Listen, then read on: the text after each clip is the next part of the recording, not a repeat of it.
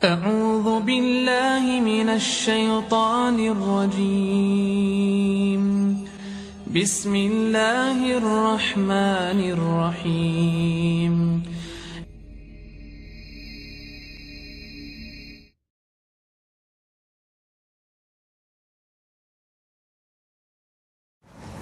بسم الله الرحمن الرحيم إن الحمد لله نحمده ونستعينه ونستغفره ونعوذ بالله من شرور أنفسنا وسيئات أعمالنا من يهده الله فلا مضل له ومن يضلل فلا هادي له أشهد أن لا إله إلا الله وحده لا شريك له وأشهد أن محمدا عبده ورسوله يا أيها الذين آمنوا اتقوا الله حق تقاته ولا تموتن إلا وأنتم مسلمون يا أيها الناس اتقوا ربكم الذي خلقكم من نفس واحدة وخلق منها زوجها وبث منهما رجالا كثيرا ونساء واتقوا الله الذي تساءلون به والأرحام إن الله كان عليكم رقيبا يا أيها الذين آمنوا اتقوا الله وقولوا قولا سديدا يصلح لكم أعمالكم ويغفر لكم ذنوبكم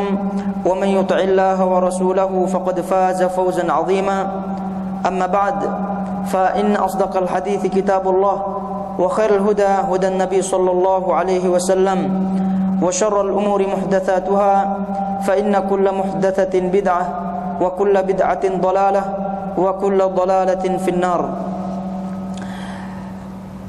Ikhwati, akhawati, rahmani wa rahmakumullah. Alhamdulillah, senantiasa kita bersyukur kepada Allah Azza wa Jal, yang mana masih diberikan kita kesempatan untuk menghadiri daurah yang kedua ini. Dan alhamdulillah, dan kita mohon kepada Allah Subhanahu wa taala untuk mempermudah program-program yang kita rencanakan. Ayuhal ikhwah, ayuhal akhawat, rahmani wa rahmakumullah. Topik pada daurah kali ini, topik pada kajian kita kali ini, yakni topik yang sangat penting. Walaupun sering kita dengar, yakni topik masalah silaturahim, masalah silaturahim, atau sering disebut silaturahmi. Topik ini selalu dibahas oleh para ulama karena kedudukannya sangat tinggi di dalam syariat. Oleh sebab itu kita dalam kesempatan ini biiznillah ta'ala kita akan mengulas tentang atau yang berkaitan dengan silaturahim ini. Kenapa kita penting, kenapa kita mengingatkan, atau kenapa kita bahas masalah ini, yakni untuk mengingatkan kita semua pentingnya masalah ini. Pentingnya masalah ini karena seiring dengan berjalannya waktu, kemudian kemajuan zaman atau modernnya zaman ini, banyak sekali ajaran-ajaran Islam yang terlupakan, dan banyak sekali bahkan ajaran-ajaran Islam yang ditinggalkan.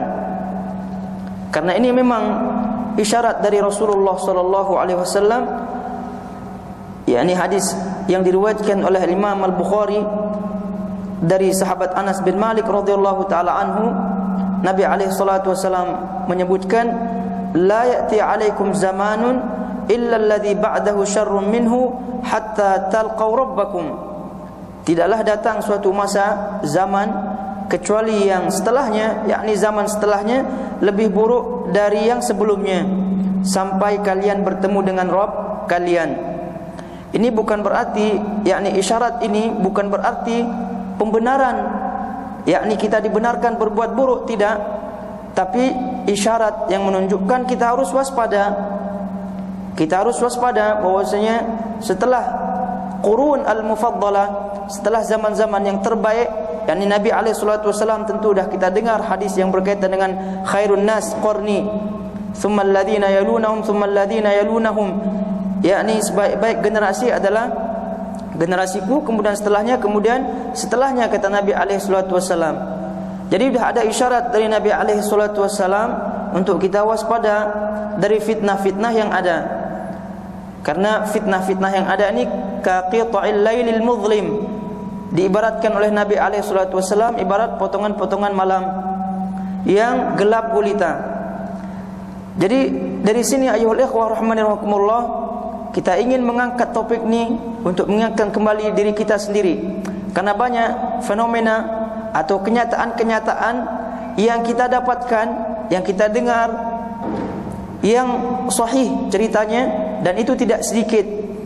Ada di antara anak bermusuhan dengan mak bapaknya, yakni orang tuanya, juga bersama saudara-saudaranya. Dan juga tidak jarang seseorang apabila dah menikah, terutama laki-laki, kalah dengan istrinya.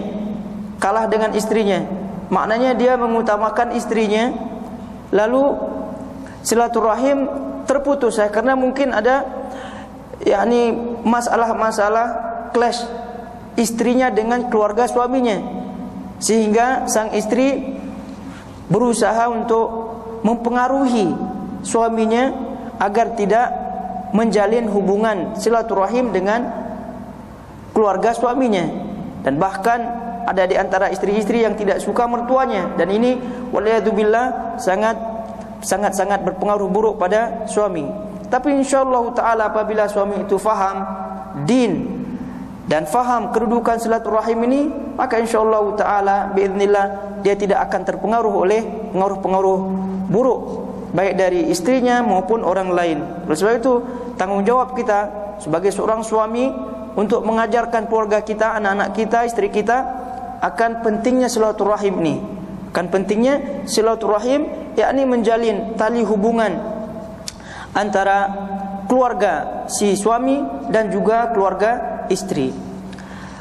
Ayyuhal ikhwah rahmani rahimakumullah, di dalam Al-Qur'an Allah Subhanahu wa taala menyebutkan banyak sekali ayat-ayat yang berkaitan dengan silaturahim, yakni hubungan antara keluarga dan kerabat, baik dari segi adab-adab, kemudian hak-hak mereka dan lain-lain yang berkaitan dengan ar-rahim.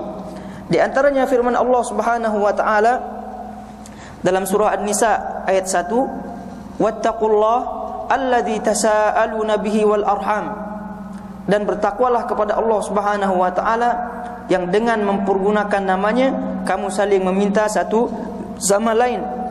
Dan kata Allah Subhanahu wa taala, peliharalah hubungan silaturahim. Peliharalah hubungan silaturahim. Al-Imam Ibn Katsir rahimahullahu taala menukilkan perkataan Ad-Dhahhak.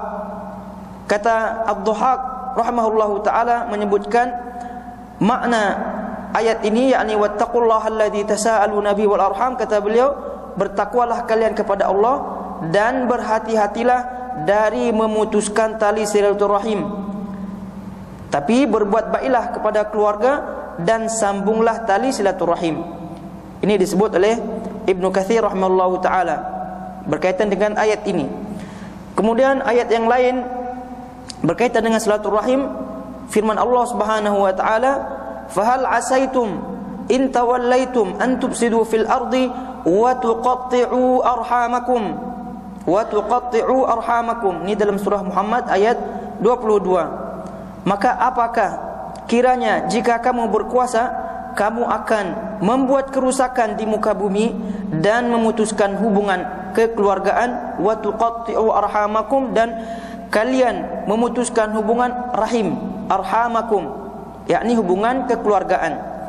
Ibnu Katsir rahimahullahu taala menafsirkan, kata beliau, maksudnya adalah ayat ini maksudnya adalah kalian kembali ke masa lalu dari masa jahiliyah yang amat jahil. Yakni ini perbuatan jahiliyah, berbuat kerusakan di muka bumi, habis itu memutuskan tali silaturahim. Ini semua adalah perbuatan jahiliyah, kata beliau. Kalian tumpahkan darah, yakni saling membunuh, kemudian memutuskan hubungan rahim, keluarga dan kerabat. Oleh karena itu Allah Subhanahu wa taala berfirman lanjutan dalam ayat ini, ulaika la'anahumullah fa asammahum wa a'ma absarahum. Mereka itulah orang-orang yang dilaknat oleh Allah Subhanahu wa taala dan ditulikannya telinga mereka dan dibutakannya penglihatan mereka. Surah Muhammad ayat 23. Kata beliau rahimahullahu taala, Ibnu Katsir rahimahullahu taala dalam tafsirnya, dalam tafsir ayat ini merupakan larangan berbuat kerusakan secara umum dan larangan memutuskan silaturahim secara khusus. Dan Allah memerintahkan berbuat kebaikan di muka bumi serta menyambung tali silaturahim, yaitu berbuat kebaikan kepada keluarga baik dengan ucapan, perbuatan dan memberikan bantuan harta. Ini kata beliau rahimahullahu taala.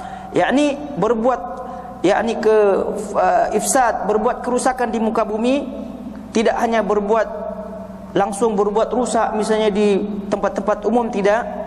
Yakni yang hissi, sebab kerusakan di muka bumi disebutkan oleh para ulama, ada yang hissi, ada yang maknawi, ada yang zahir yang nampak, ada yang secara batin, secara makna. Nah, kerusakan yang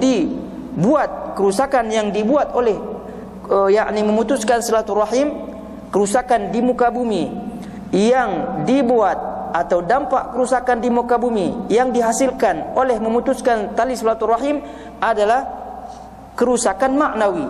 Kerusakan maknawi, yakni apa maksudnya? Apabila orang itu memutuskan tali silaturahimnya, maka keluarganya akan berpecah, kemudian kerabat-kerabatnya akan terjauh dan lain-lain.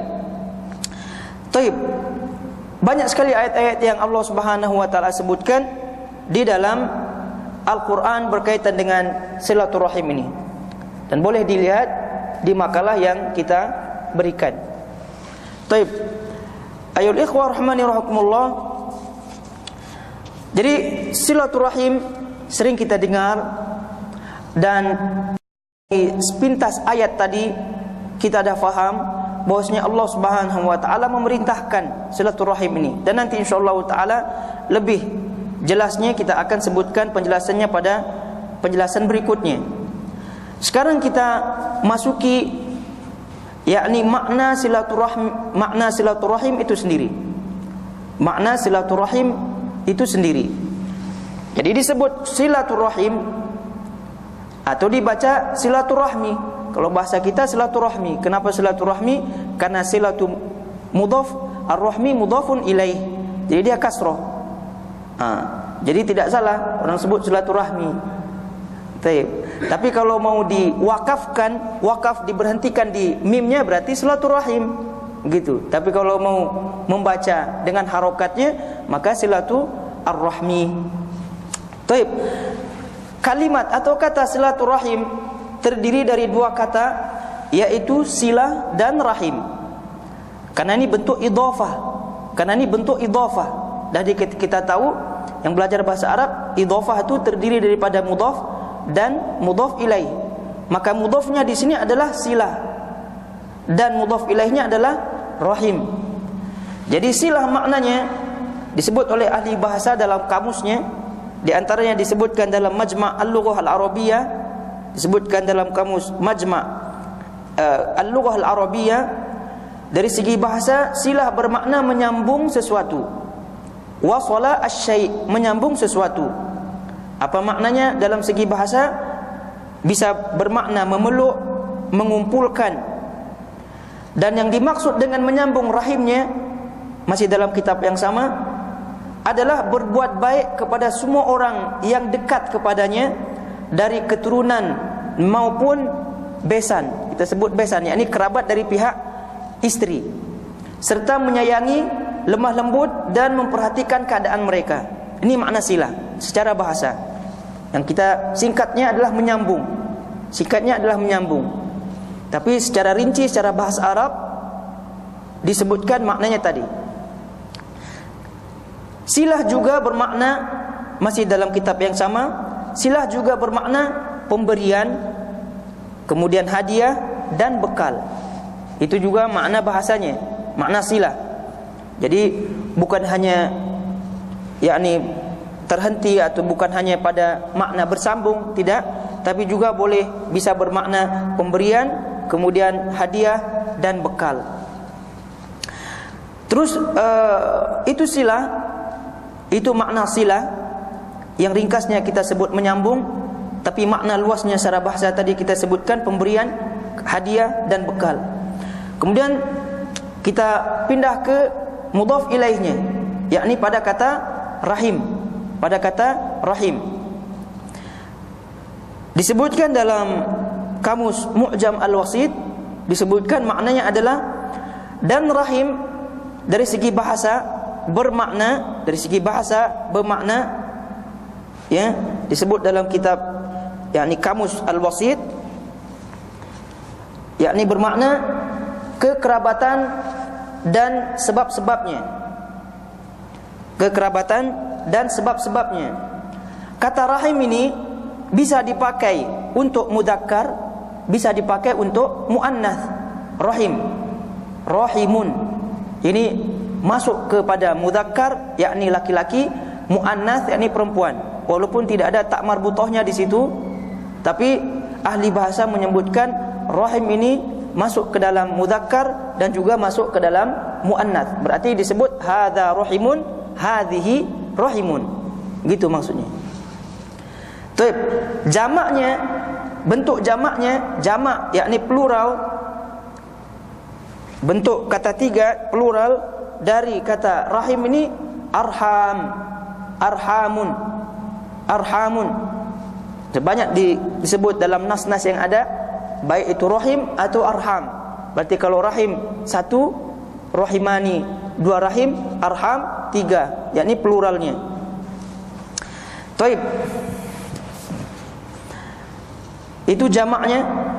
Jadi ini yang dari segi bahasa kita dah bahas, kita dah sebutkan makna silah, kemudian dah kita sebutkan makna rahim. Di lain kitab disebutkan oleh Al-Raghib Al-Asfahani dalam kitab tafsirnya, kata beliau rahimahullahu taala, makna rahim adalah rahim wanita. Makna rahim adalah rahim wanita, dan kita bahasa kita pun rahim. Itu tidak? Kata beliau rahimahullahu taala, dalam bahasa tadi disebut rahim adalah rahim wanita. Disebut wanita rahum, al-mar'atu rahum. Disebut al-mar'atu rahum, yakni wanita rahum. Apa makna wanita yang rahum? Maknanya adalah wanita yang mengeluhkan rahimnya. Itu disebut dalam bahasa. Nah, dari kata rahim yakni rahim, dari kata rahim yakni rahim wanita, darinya diambil kata rahim, yakni silaturahim tadi diambil dari kata rahim, rahim wanita. Kenapa diambil di situ? Apa sisi yakni persamaannya? Kata beliau rahimahullahu taala, untuk menunjukkan kekerabatan, karena mereka keluar dari satu rahim.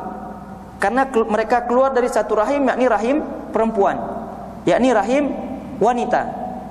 Jadi mana ada yang keluar dari selain rahim wanita? Tidak ada. Sebab laki-laki tidak ada rahimnya. Tapi oleh sebab itu kata rahim ini dipinjam, isti'arah, disebut dipinjam, diambil darinya kata rahim ni.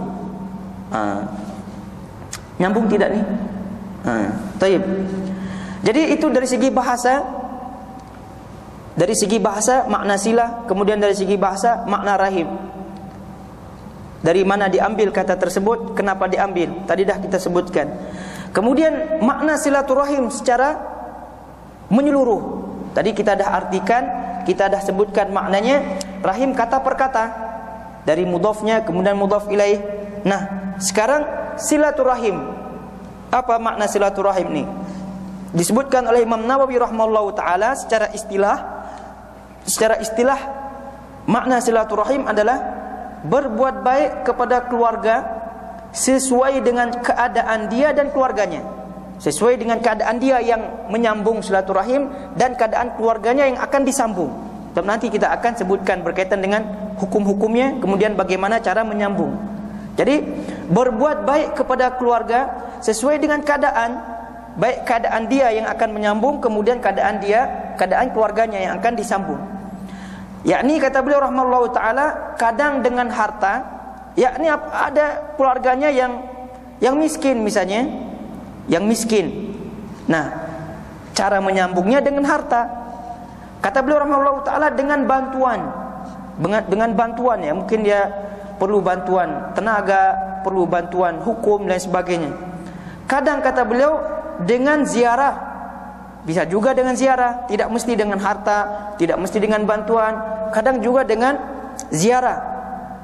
Kemudian dengan ucapan salam dan lain-lain. Ini yang disebut oleh Imam Nawawi rahimahullahu taala dalam kitabnya Syarah Sahih Muslim. Nah, jadi kata beliau rahimahullahu taala, kita ulangi, makna silaturahim adalah berbuat baik kepada keluarga sesuai dengan keadaan dia dengan keluarganya, kadang dengan harta, dengan bantuan, kadang dengan ziarah dan ucapan salam dan lain-lain. Ini silaturahim secara istilah. Jadi kita faham, insyaallah secara bahasa dah kita faham, habis itu secara istilah. Kemudian Al-Imam As-San'ani rahimahullahu taala menyebutkan pendapat para ulama berkaitan dengan rahim ini. Berkaitan dengan rahim ini, kata beliau, ada yang menyebutkan rahim itu adalah yang diharamkan nikah antara keduanya, apabila laki-laki dengan perempuan maksudnya. Di mana kalau salah seorang laki-laki maka diharamkan atasnya menikahi yang lain. Berdasarkan pendapat ini, maka anak-anak paman baik dari pihak bapak maupun ibu tidak termasuk. Jadi sebab itu banyak pendapat para ulama berkaitan dengan apa yang dimaksud dengan rahim ini. Jadi ada yang menyebutkan hanya sebatas pada yang mahram, hanya yang sebatas pada mahram, maknanya yang tidak boleh dinikahi. Berarti yang boleh dinikahi bukan termasuk anak paman, anak bibi dan sebagainya, bukan termasuk. Pendapat ini berdasarkan atas diharamkannya menikahi seorang wanita dengan bibinya, karena akan membawa kepada memutuskan hubungan. Itu pendapat pertama yang disebutkan oleh Imam As-San'ani rahimahullahu taala dalam kitabnya Subulus Salam. Habis itu yang kedua, ada juga pendapat mereka adalah yang ada hubungan waris. Dalilnya sabda Nabi alaihi salatu wasallam, kemudian yang dekat denganmu, yang kemudian yang dekat. Jadi yang pendapat yang kedua, beliau sebutkan apa nih? Beliau sebutkan ada hubungan waris, berarti lebih luas lagi. Kalau tadi hanya sebatas mahram, habis itu pendapat yang kedua nih, yakni lebih luas lagi, ini ada hubungan waris. Kemudian pendapat yang ketiga, ada juga pendapat rahim adalah sesiapa yang ada hubungan kerabat dengan orang lain, baik dia mewarisinya atau tidak, Dan ini yang dikuatkan oleh Imam Nawawi rahimahullahu taala, dan ini yang sahih. Yani seluruh ada yang berhubungan dengan keluarga, kerabat dan lain-lain. Jadi rahim itu maknanya lebih luas, tapi berkaitan dengan hak masing-masing ya tentunya berbeda-beda. Ada yang lebih diutamakan daripada yang lain. Ikhwani fillah rahmani rahimakumullah. Kemudian selanjutnya adalah yang disebutkan oleh Al-Imam Al-Qurtubi rahimahullahu taala. Al-Imam Al-Qurtubi rahimahullahu taala menyebutkan rahim itu ada dua macam. Tadi rahim dah kita sebutkan maknanya. Nah, sekarang kata Al-Imam Al-Qurtubi rahimahullahu taala dalam kitabnya Al-Jami' li Ahkamil Quran, kata beliau rahimahullahu taala ada dua macam. Yang pertama rahim umum. Rahim yang umum. Apa makna rahim yang umum ini? Kata beliau rahimahullahu taala, yaitu rahim agama. Ya, ini masuk dalam rahim agama ini seluruh kaum muslimin. Kata beliau rahimahullahu taala. Dan konsekuensinya adalah kita harus mencintai mereka kaum muslimin. Karena ini masuk pada rahim yang umum.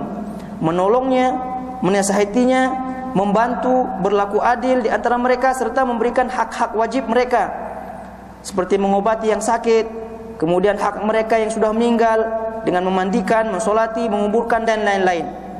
Jadi ini rahim macam atau rahim yang pertama, yakni rahim umum, masuk ke dalamnya keumuman kaum muslimin. Kemudian yang kedua adalah rahim khusus. Rahim yang khusus, dan ini dalam bahasan kita nih, yakni rahim yang khusus adalah kata beliau rahimahullahu taala rahim kekerabatan seseorang dari pihak dan ibunya. Maka wajib bagi mereka untuk mendapatkan hak-hak khusus yang lebih hak-hak khusus yang lebih seperti bantuan keuangan, terus mengecek keadaan mereka, tidak melupakan mereka pada waktu mereka memerlukan pertolongan. Dan hak-hak rahim khusus ini lebih ditekankan dari rahim umum. Ini kata beliau rahimahullahu taala. Yani dan rahim khusus ini lebih ditekankan dari rahim umum, sehingga apabila terjadi bentrokan antara hak-hak tersebut, maka dipilih dari yang paling dekat kemudian yang dekat. Jadi penting untuk mengetahui silsilah rahim kita, silsilah nasab keturunan kita.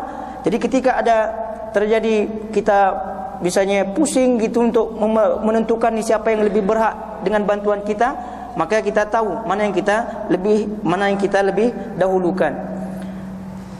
Kemudian juga yang disebutkan oleh Syekh bin Baz rahimahullahu taala dalam fatwanya, kata beliau rahimahullahu taala, al-arham tadi dah kita sebutkan, al-arham ni jamak daripada rahim. Al-arham jamak daripada ar-rahim adalah mereka yang memiliki kerabatan dari keturunan dari pihak ibu dan bapa. Mereka inilah yang dimaksudkan dalam firman Allah Subhanahu wa taala dalam surah Al-Anfal ayat 75. Al-Anfal ayat 75, wa ulul arham ba'duhum aula bi ba'din fi kitabillah innallaha bikulli syai'in alim. Artinya orang-orang yang mempunyai hubungan kerabat itu sebagiannya lebih berhak terhadap sesamanya daripada yang bukan kerabat. Yakni tadi kalau kita istilah Imam Qurtubi rahimahullahu taala adalah rahim yang umum. Di dalam kitab Allah Subhanahu wa taala, sesungguhnya Allah Maha mengetahui segala sesuatu. Kemudian kata beliau rahimahullahu taala, dan yang paling dekat di antara mereka adalah bapak, ibu, kakek, nenek, anak, cucu dan keturunan mereka. Baru kemudian setelahnya yang dekat, yakni saudara kandung dan anak-anak mereka. Lalu paman-paman, bibi dan anak-anak mereka. Jadi itu ketingkatan-tingkatannya, dan nanti insyaallah kita akan sebutkan. Kata beliau rahimahullahu taala, Syekh bin Baz rahimahullahu taala dalam fatwanya, telah sahih dari Nabi bahwa beliau bersabda ketika ada penanya bertanya kepada beliau, siapa yang aku paling berbakti kepadanya wahai Rasulullah? Beliau menjawab, ibumu. Kemudian orang ini bertanya lagi, kemudian siapa? Beliau menjawab, kemudian bapakmu, kemudian yang terdekat, kemudian yang dekat. Dan ini hadisnya sahih, diriwayatkan oleh Imam Muslim rahimahullahu taala. Kata beliau rahimahullahu taala, adapun istri, maka mereka bukan termasuk rahim bagi suaminya. Ini kata beliau, adapun kerabat istri, maka mereka bukan termasuk rahim bagi suaminya jika mereka bukan dari keluarganya. Yani mungkin istrinya dari orang lain, tidak misan, tidak apa. Jadi jika adapun kerabat istri, maka mereka bukan termasuk rahim bagi suaminya jika mereka bukan dari keluarganya. Tapi mereka adalah rahim bagi anak-anaknya. Yani keluarga istri rahim bagi anak sang suami. Karena yakni ibunya, tentu saudara-saudara ibunya. Tapi bagi sang suami, kerabat istri tidak termasuk. Dan itu disebut yakni kerabat kita yang sering kita sebut besan dan lain sebagainya. Taib. Adapun tadi yang kita sebutkan perkataan Imam Qurtubi rahimahullahu taala yang membagi rahim ada dua. Dan dari sini kita sebutkan yakni rahim itu bisa kita bagi menjadi tiga bagian. Ada rahim asal, ada rahim cabang, kemudian ada rahim umum. Jadi dari kita sebutkan dan diisyaratkan tadi oleh Syekh bin Baz rahimahullahu taala mengenai tingkatan-tingkatan haknya, yang paling dekat, kemudian yang dekat. Jadi yang pertama rahim asal. Siapa rahim asal ini?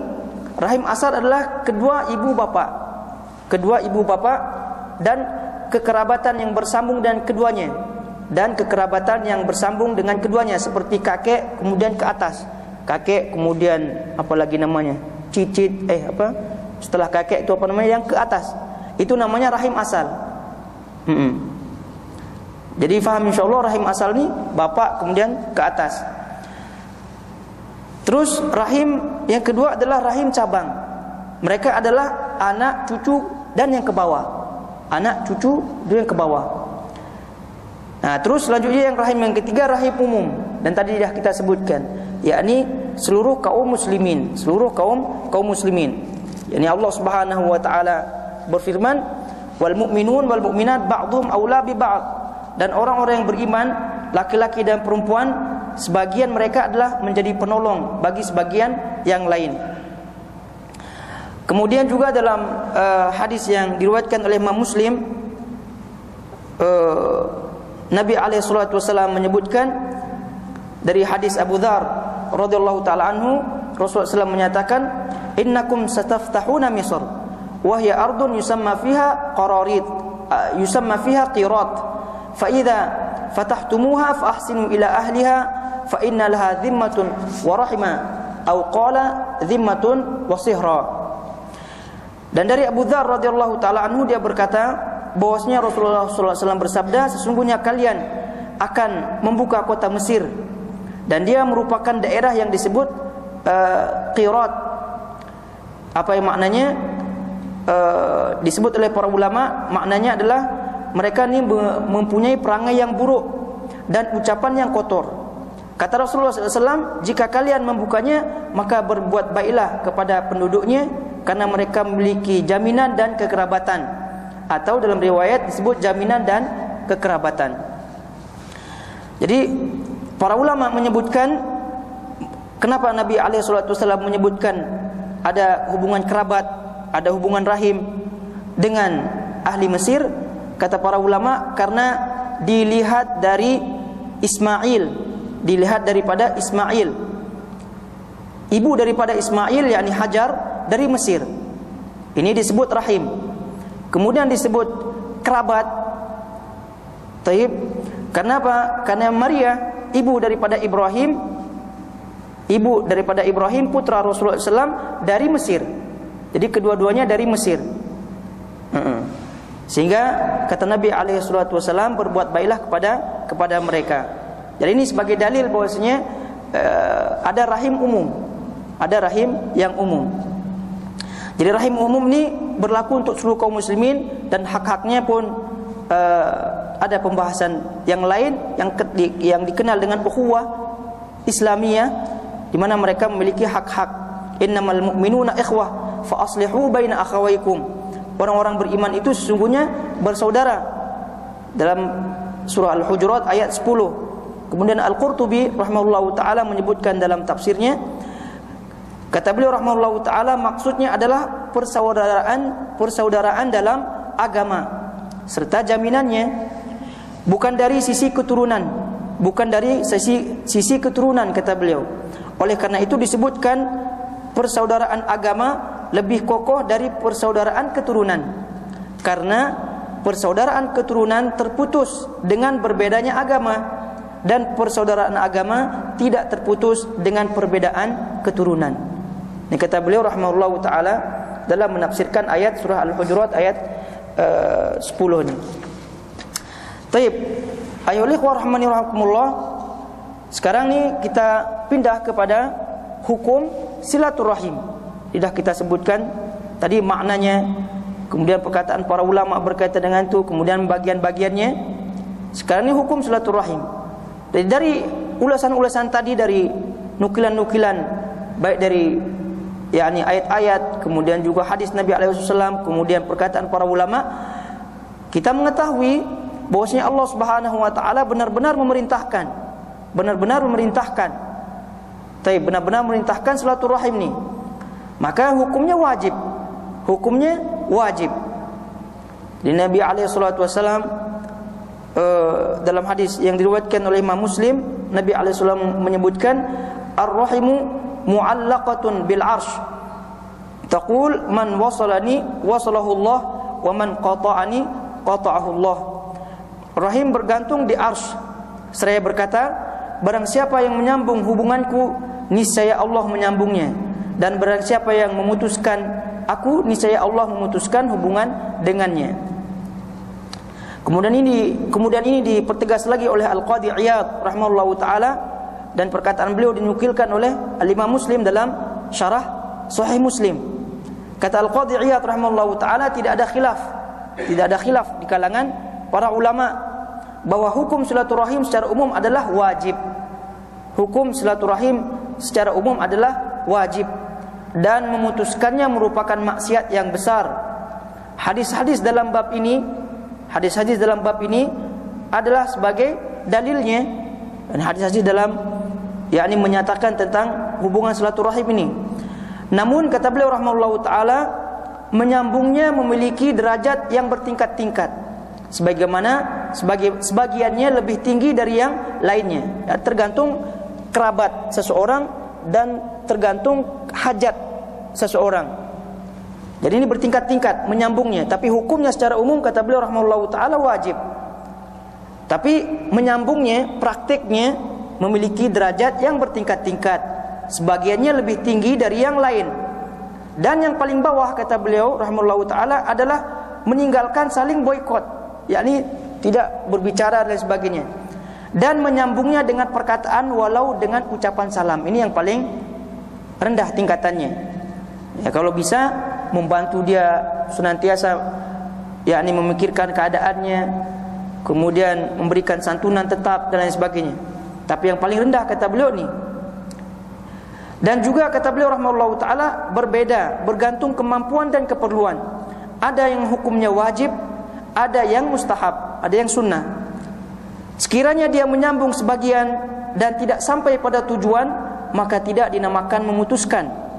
Kata beliau rahimahullahu taala, sekiranya dia menyambung sebagian dan tidak sampai pada tujuan, maka tidak dinamakan memutuskan.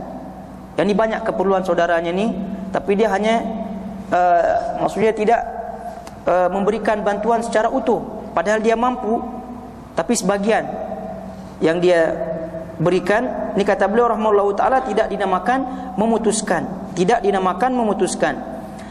tapi juga tidak namanya menyambung, karena dia tidak mengerahkan tenaganya, tidak memberikan bantuan secara keseluruhan padahal dia mampu. Tidak dinamakan memutuskan, juga tidak dinamakan menyambung. Dan kalau dia lalai dari apa yang dia mampu, yang semestinya dia lakukan, tidak dinamakan menyambung. Jadi intinya seorang akan dikatakan menyambung apabila dia memang benar-benar membantu dengan membantu sehingga keperluan seorang itu terpenuhi. Taib, ayyuhal ikhwah rahmani rahimakumullah, disebutkan oleh Al-Qadhi Iyad masih dalam kitab yang sama yang disebutkan oleh Imam Muslim rahimahullahu taala, menyebutkan rahim yang mana yang wajib untuk disambung, karena rahim ni banyak. Sebagaimana yang tadi kita sebutkan, yakni perkataan Al-Imam As-San'ani rahimahullahu taala, perbedaan pendapat para ulama, rahim ada yang disebutkan rahim itu hanya sebatas mahram, ada yang sebatas ahli waris, ada yang secara umum. Maka ini berdasarkan itu juga berbeda pendapat para ulama mana satu yang wajib. Tapi Al-Imam An-Nawawi rahimahullahu taala merajihkan setelah beliau memaparkan perkataan Al-Qadhi Iyad rahimahullahu taala dalam kitabnya Al-Minhaj Syarah Sahih Muslim, kata beliau rahimahullahu taala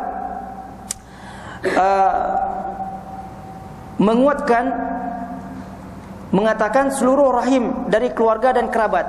Jadi beliau menguatkan pendapat yang mana wajibnya seorang menyambung silaturahim kepada seluruh keluarga dan kerabat, tidak sebatas rahim mahram, tidak sebatas rahim ahli waris dan lain-lain. Alasannya kata beliau rahimahullahu taala, sabda Nabi alaihi salatu wasallam sabda Nabi alaihi salatu wasallam untuk ahli Mesir tadi dah kita sebutkan, karena mereka memiliki jaminan dan kekerabatan. Kenapa disebut ada rahim kekerabatan? Karena tadi kita sebutkan Hajar dan Maryah Al-Qibtiyah, dua-duanya dari Mesir. Dan juga hadis Nabi SAW yang menyebutkan berbakti itu adalah albir. Berbakti itu adalah menyambung hubungan dengan orang, yakni kawan bapaknya, orang yang disayangi oleh bapaknya. Nah, kata beliau rahimahullahu taala, padahal mereka itu bukan mahramnya. Jadi secara keseluruhan wajib, Tapi sekali lagi bergantung dengan keadaan masing-masing.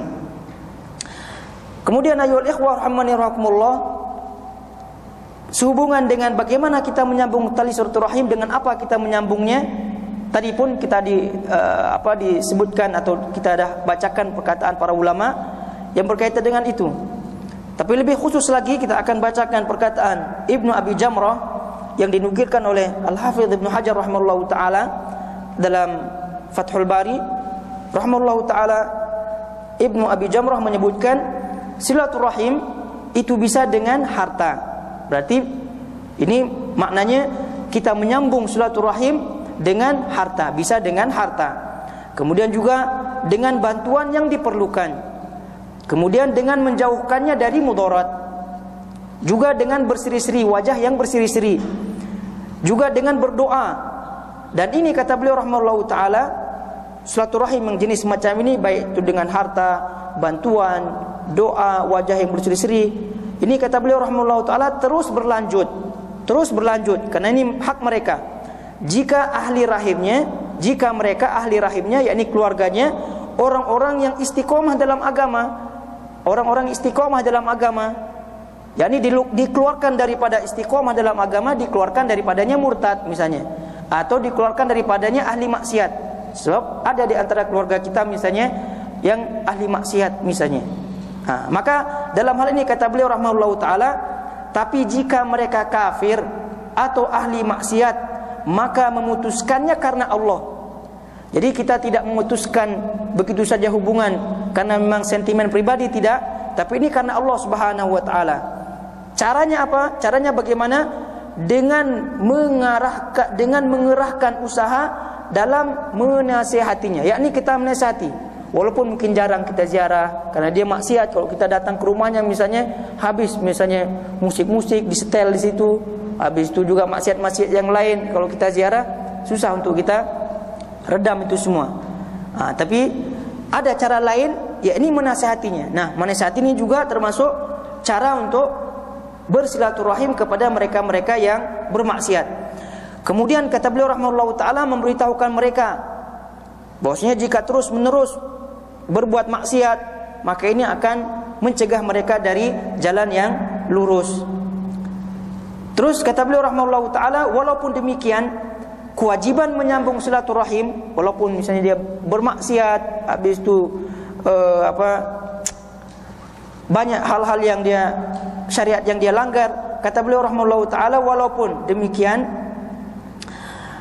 kewajiban menyambung silaturahim kepada mereka tidak gugur, yaitu berupa mendoakan kebaikan walau di luar pengetahuannya, agar mereka kembali ke jalan yang lurus. Jadi walaupun mereka maksiat, habis itu kita jarang ziarah karena memang dia bermaksiat, kita dah nasihati tidak mau. Jadi kata beliau rahimahullahu taala, minimal doa. Dan doa ini adalah termasuk bagian daripada cara kita menghubungkan silaturahim kita dengan dia. Kalau dia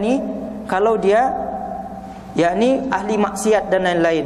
Tapi kalau dia ahli taat, tidak bermaksiat dan suka mendengar nasihat, maka tidak cukup dengan berdoa. Tadi kita sebutkan adalah memberikan bantuan, memenuhi hajatnya dan sebagainya. Jadi perkataan Ibnu Abi Jamrah ini sangat penting bagi kita semua untuk kita fahami bagaimana cara kita bersilaturahim, bermuamalah silaturahim dengan keluarga ahli kerabat kita, ahli rahim kita yang bermaksiat. Jadi sekali lagi, al-bughdhu fillah wal hubbu fillah, benci karena Allah, cinta karena Allah Subhanahu wa taala. Nah, berkaitan dengan rahim ni, jangan sampai kita benci karena pribadi, habis itu kita putuskan, dah langsung tidak berziarah, langsung tidak. Apalagi sekarang ni, masya-Allah wasilah banyak sekali, ada handphone, SMS, WhatsApp dan sebagainya, itu kita gunakan untuk menyambung silaturahim kita, sehingga tidak ada alasan untuk tidak menyambung silaturahim. Taib.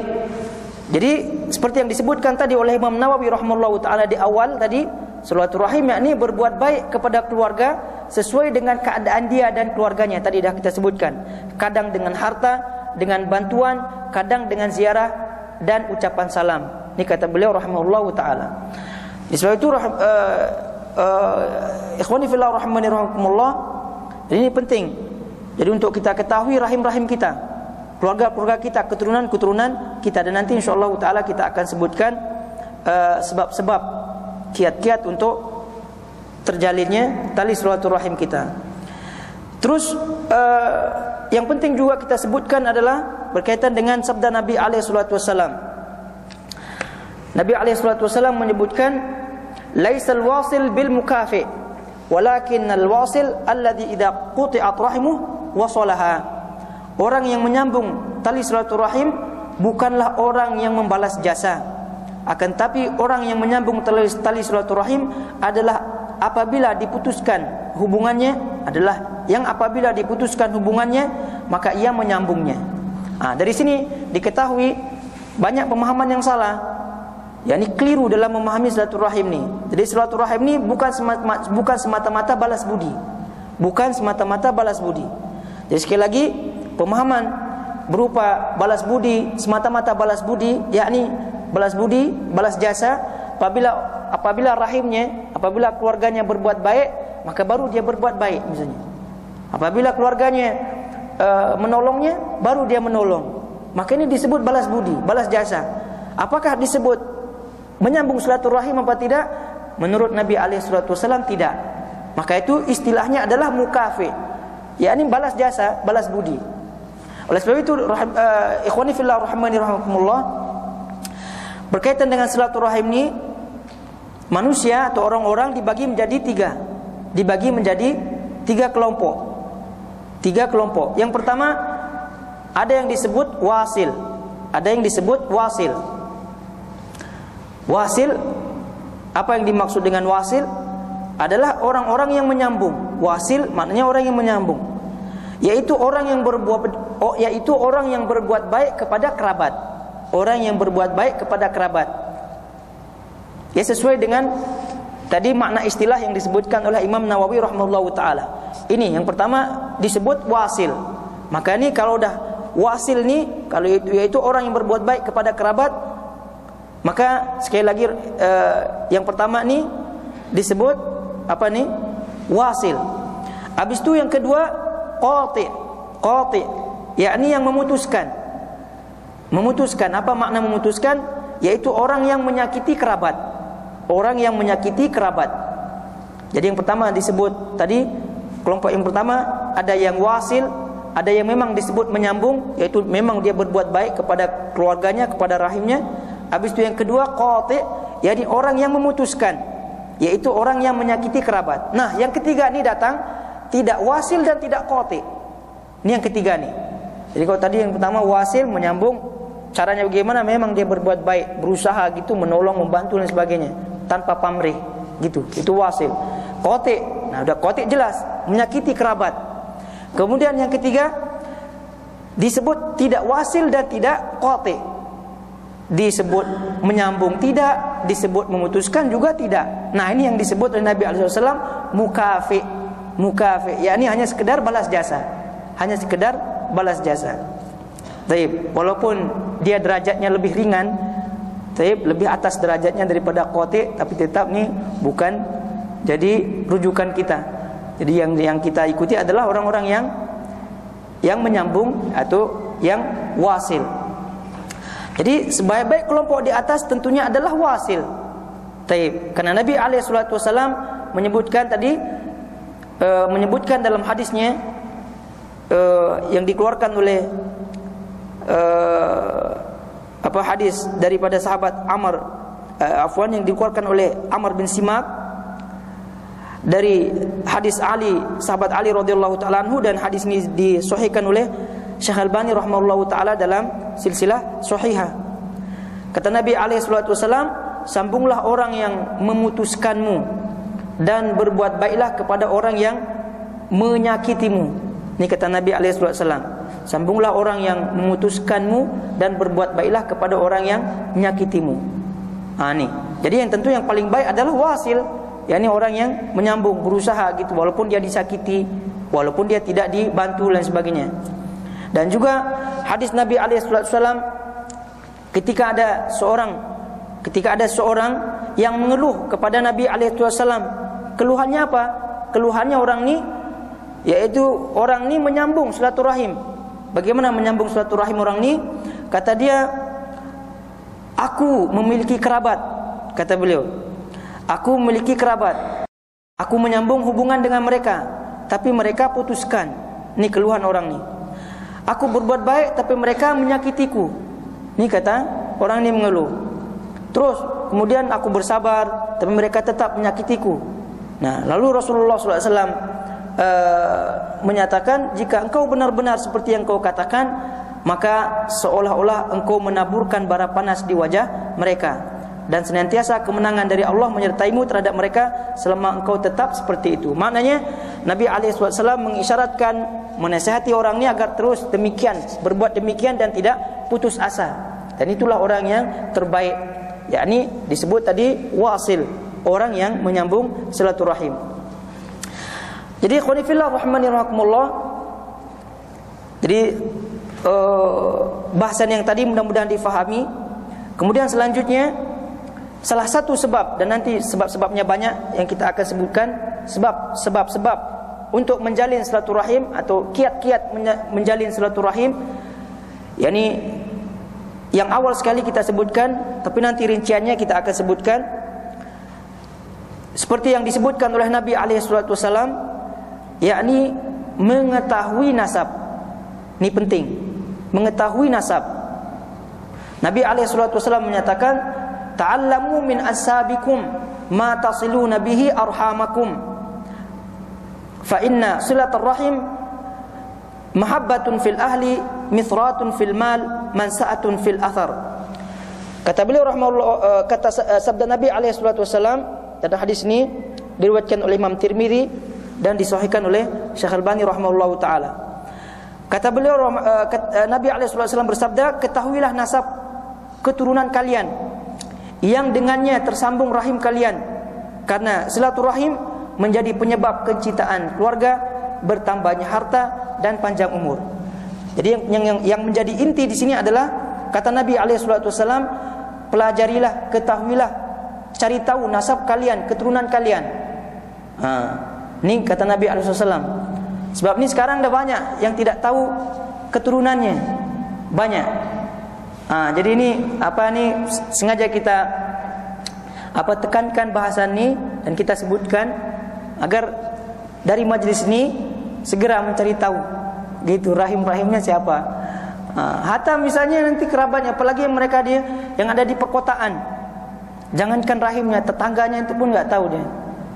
Jadi sekian banyak, karena mungkin banyak faktor di sini, dan nanti juga kita akan sebutkan faktor-faktornya. Ya, salah satunya mungkin terlalu banyak keluarganya gitu. Jadi ada yang 9, ada yang 10, ada 20 misalnya. Habis itu hidup di perkotaan lagi, yang sibuk bekerja dan sebagainya. Akhirnya sampai nggak tahu, anak saudaranya pun dia tidak tahu. Gitu. Jangankan siapa nama bapaknya, siapa nama kakeknya dan kakek-kakeknya, jangankan itu. Jadi anak saudaranya pun dia tidak tahu. Sebab itu penting. Kenapa? Ini ada kaitannya dengan rahim tadi. Perintah menyambung silaturahim, siapa yang mesti kita sambung, siapa yang mesti kita utamakan, gitu. Sebab kalau kita tidak tahu sembarangan nanti jadinya. Taib. Jadi kata Nabi SAW tadi, ketahuilah nasab keturunan kalian. Jadi ini penting, ini perintah Nabi SAW untuk mengetahui.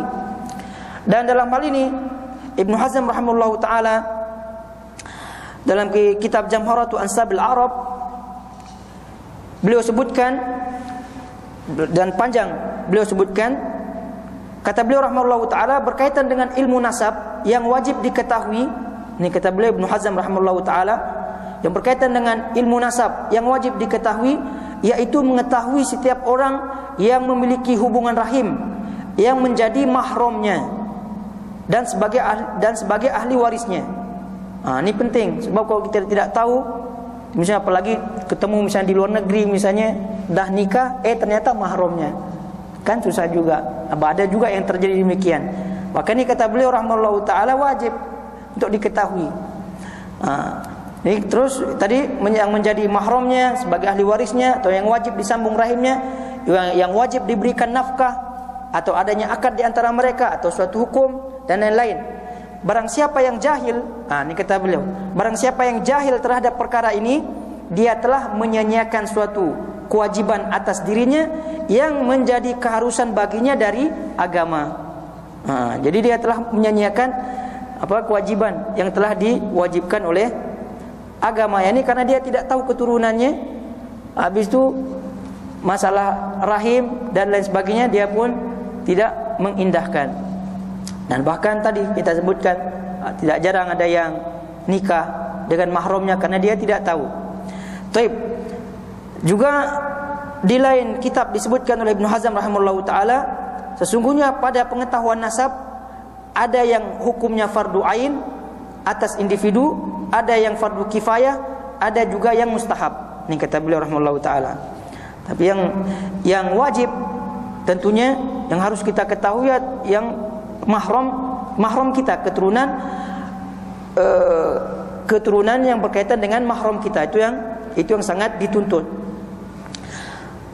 Nah, tapi sebatas ini maksudnya seorang itu mengetahui nasab. Tapi kalau di luar itu melebih-lebihkan, yakni bangga dengan nasabnya, mungkin keturunan darah biru misalnya, atau darah kuning misalnya, dan ini tidak ditujukan oleh hadis ini. Jadi yang ditujukan oleh hadis ini adalah mengetahui nasab, untuk mengetahui rahimnya, untuk mengetahui kerabatnya, baik mahram maupun yang di luar mahram. Karena sekali lagi yang berkaitan dengan keturunan ini, kata Nabi SAW, tidak berpengaruh sedikit pun di sisi Allah dalam agama, di sisi Allah Subhanahu wa taala tidak berpengaruh. Yang namanya keturunan ini, hatta dia keturunan raja, keturunan darah biru dan sebagainya, tetap tidak terpengaruh. Kata Nabi SAW, man batta amalu lam yusri bihi amalu. Dalam hadis riwayat Muslim, barang siapa yang diperlambat oleh amalannya, maka keturunannya tidak bisa mempercepatnya, tidak berpengaruh. Dan juga Nabi SAW menyebutkan hadis yang sahih, apabila misalnya sekiranya Fatimah mencuri, maka sungguh aku akan memotong tangannya. Sungguhnya aku akan memotong tangannya. Jadi ini menunjukkan bahwasanya keturunan tidak berpengaruh di sisi Allah Subhanahu wa taala. Tapi lebih daripada itu, yakni tujuan kita mengetahui nasab adalah untuk menyambung silaturahim. Itu niatnya. Nah, kalau dah dengan niat demikian, insyaallah taala akan berpahala. Dan juga demikian halnya faedahnya adalah apabila dah kita ketahui keturunan. Jadi hatta keturunan, kalau tadi dah kita isyaratkan, kalau mereka ahli maksiat pun lain. Dan tadi kita sebutkan perkataan Al-Qurtubi rahimahullahu taala, persaudaraan seagama lebih kokoh daripada persaudaraan nasab. Kenapa? Karena apabila mereka berpindah agama, habis itu bermaksiat dan lain sebagainya, maka tentu lebih kita utamakan orang-orang yang mukmin walaupun dia orang luar. Tapi apabila dia mukmin, ahli taat dan sebagainya, terus kerabat kita, dia memiliki yakni hak yang lebih khusus, dan tadi kita sebutkan. Ini berkaitan dengan mempelajari nasab, itu salah satu di antara sebab-sebab, di antara kiat-kiat untuk menyambung silaturahim. Adapun adab-adab silaturahim secara umum bisa kita sebutkan adalah yang pertama, merasakan dan menghayati bahwa orang-orang yang ada hubungan rahim dengan kita merupakan orang yang paling berhak mendapatkan kebaikan dan kasih sayang serta nasihat dari kita. Jadi hadis-hadis Al-Qur'an, ayat-ayat, kemudian hadis-hadis yang ada tadi yang kita sebutkan, penjelasan para ulama kita sebutkan, kita hadirkan, kita fahami, kita hayati, sehingga rasa ini muncul gitu. Rasa ini muncul, bahwasanya kerabat kita ini lebih berhak gitu daripada orang lain. Kerabat kita lebih berhak daripada orang lain. Misalnya ada zakat kita, misalnya ada sedekah kita, cek dulu rahim-rahim kita nih, cek. Kerabat kita, keluarga kita, cek.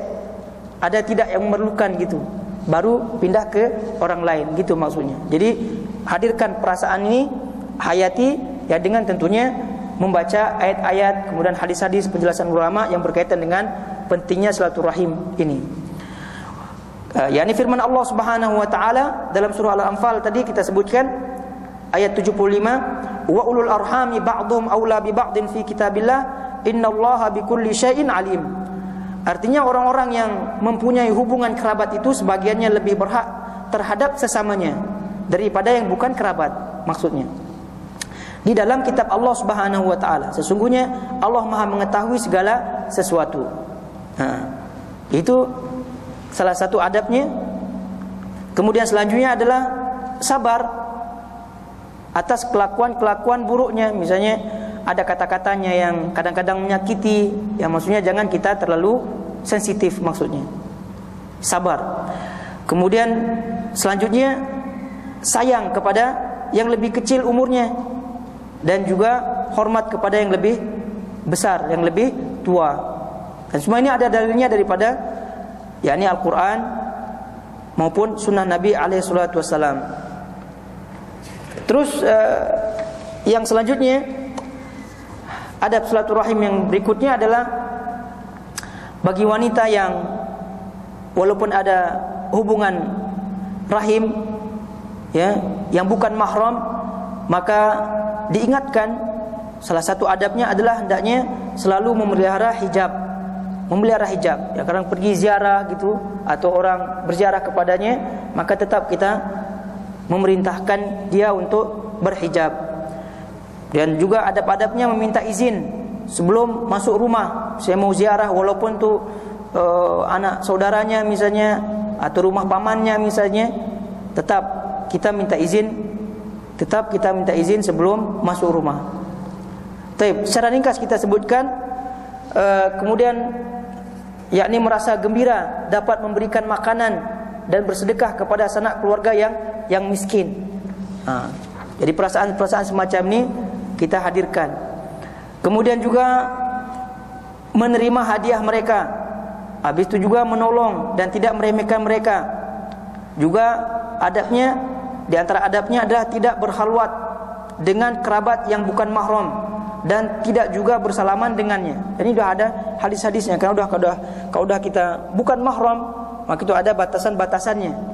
Batasan hijab, kemudian khalwat, habis itu tadi tidak bersalaman, itu semua sudah dibatasi oleh syariat. Terus selanjutnya menghindari campur baur yang diharamkan. Ikhtilat walaupun kerabat kalau sudah campur baur pun itu pun termasuk yang dilarang. Nah, ayolah ikhwah rahimani rahimakumullah.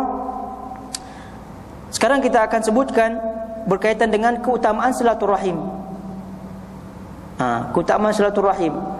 Dan tadi pun dalam bahasan-bahasan yang tadi sebelumnya ada isyarat yang berkaitan dengan keutamaan atau faedah silaturahim ini. Di antaranya tadi kita isyaratkan, kita sebutkan menambah rasa cinta dan memperkokoh ikatan kekeluargaan. Ini faedahnya. Ini keutamaannya, yakni menambah rasa cinta dan memperkokoh ikatan kekeluargaan. Nabi SAW bersabda tadi, fa inna silaturahim mahabbatun fil ahli mithratun fil mal mansa'atun fil athar. Karena silaturahim menjadi penyebab kecintaan keluarga, bertambahnya harta dan panjang umur. Bertambahnya harta dan panjang umur.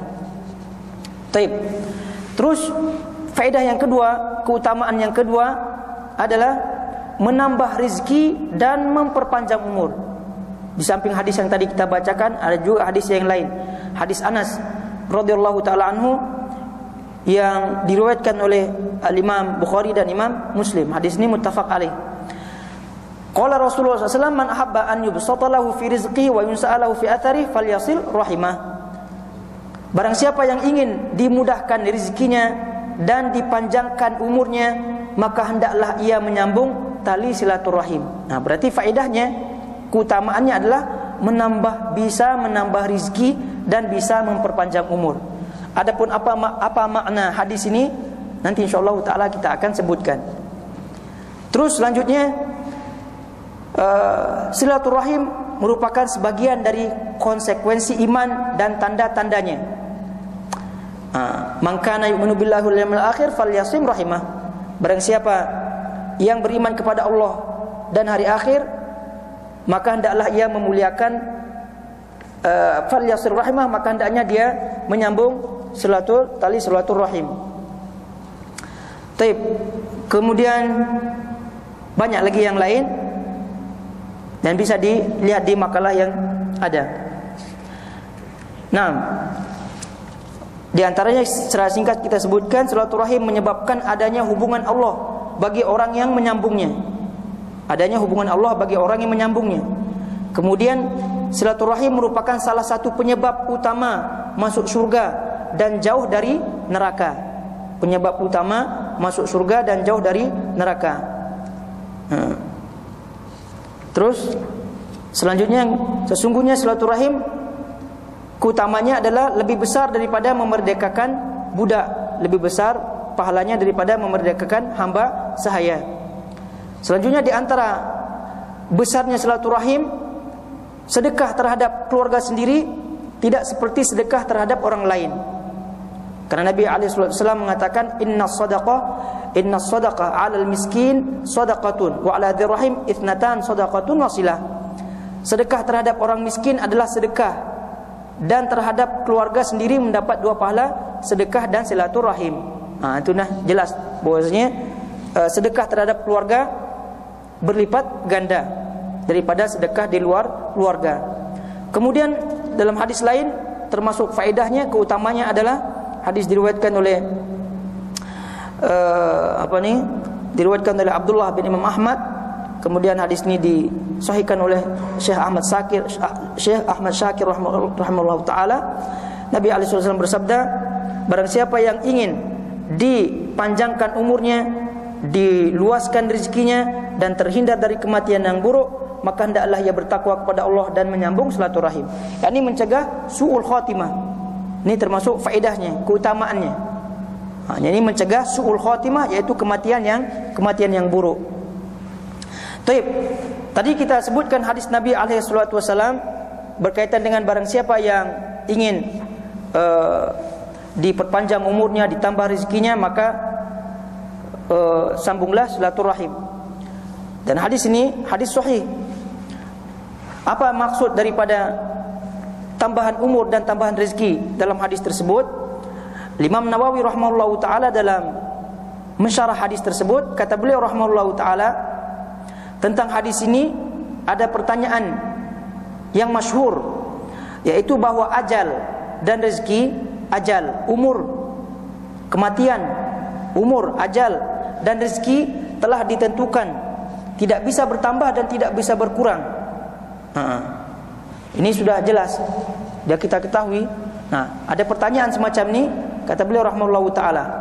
Nah, pertanyaan semacam ini para ulama menjawab dengan beberapa jawaban, kata beliau rahimahullahu taala. Yang sahih di antaranya adalah, kata beliau, pertama, yang dimaksud tambahan adalah berkah dalam umurnya, diberikan taufik untuk melakukan ketaatan, memakmurkan waktunya dengan apa-apa yang bermanfaat di akhirat, dan menjaga umurnya dari kesia-siaan.